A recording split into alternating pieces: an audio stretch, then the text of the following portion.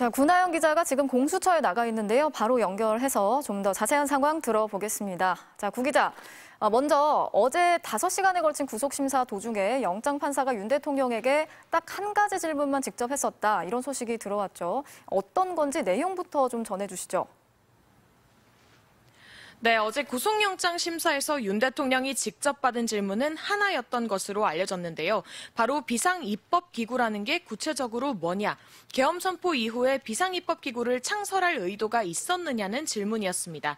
이 비상입법기구라는 건 12월 3일 계엄 선포 직전 열린 국무회의에서 윤 대통령이 최상목 당시 경제부총리에게 전달한 쪽지에 담긴 문구였습니다. 해당 쪽지에는 조속한 시일 내에 예비비를 확보하고 국회에 각종 자금을 끊으라는 내용이 적시돼 있었던 것으로 알려졌죠. 그러면서 비상입법기구 관련 예산을 마련하라는 지시도 있었는데요. 별도의 입법기구를 만들려는 사전 준비로 해석될 수 있는 중요한 내용입니다. 특히 어제 재판부가 이 문제를 콕 짚어 물은 건 내란죄가 목적이 입증돼야 처벌할 수 있는 범죄이기 때문으로 보입니다.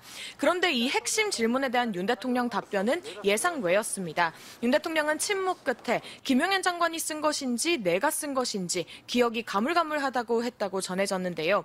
국헌 문란의 목적을 부인하려는 과정에서 또 김용현 전 장관 핑계를 댄 셈입니다. 앞서 윤 대통령 측은 헌재에 낸 답변서에 김 전 장관이 군사정권 시절 계엄 포고문을 잘못 뺏겨 국회 활동 금지 문구가 들어갔다고 주장했다가 김 전 장관 측 반박을 마주했죠.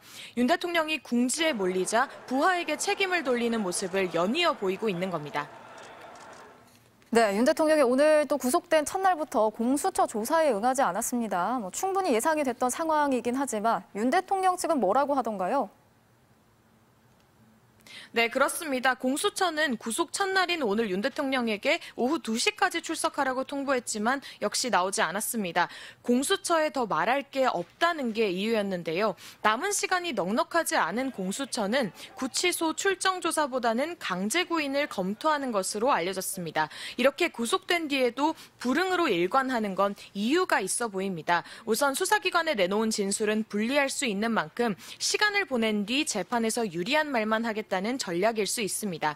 방어권을 보장받아야 하는 건 맞지만 헌법 수호 의무를 지닌 현직 대통령으로서 수사에 임하는 태도가 떳떳하지 못하다는 비판이 이어지고 있습니다. 지금까지 공수처에서 전해드렸습니다.